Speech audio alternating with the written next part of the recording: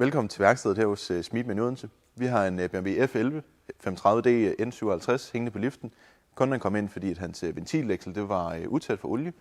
Han var nervøs angående sin kæde. Det har vi heldigvis mulighed for at kontrollere her på værkstedet.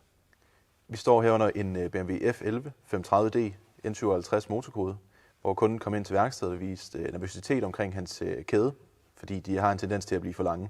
Han spurgte, om vi havde mulighed for at udmåle kæden. Vi har heldigvis et stykke original BMW-værktøj, hvor vi kan udmåle takkæden, se om den er OK eller for lang.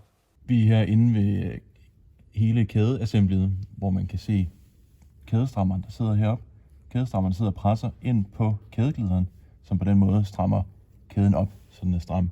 Når kæden begynder at blive for lang, så skal kædestrammeren strække sig længere ud, og på den måde stramme kæden op.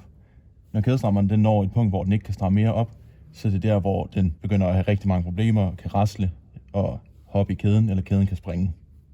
Når kæden den springer, så vil motoren stå af, så der vil du have et motorhaveri.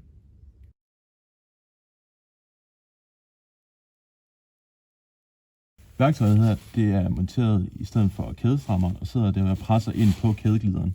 Der sidder en tap herinde, som skal presses minimum 4 mm ud fra den plane side af værktøjet, for man kan se, om den er OK. På den bil her, der er den desværre for lang, og det kan vi se ved, at splitten ikke er presset ud.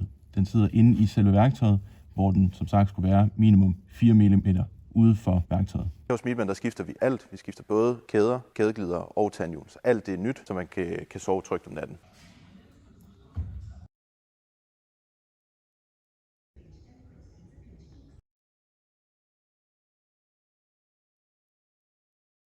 Vi er hos Smeedman i Odense. Vi oplever rigtig mange kunder, som er nervøse angående deres kæde.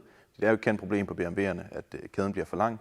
Vi har heldigvis et stykke original BMW-værktøj, hvor vi har mulighed for at udmåle takkæden, hvilket er den kæde, der typisk bliver for lang på BMW'erne.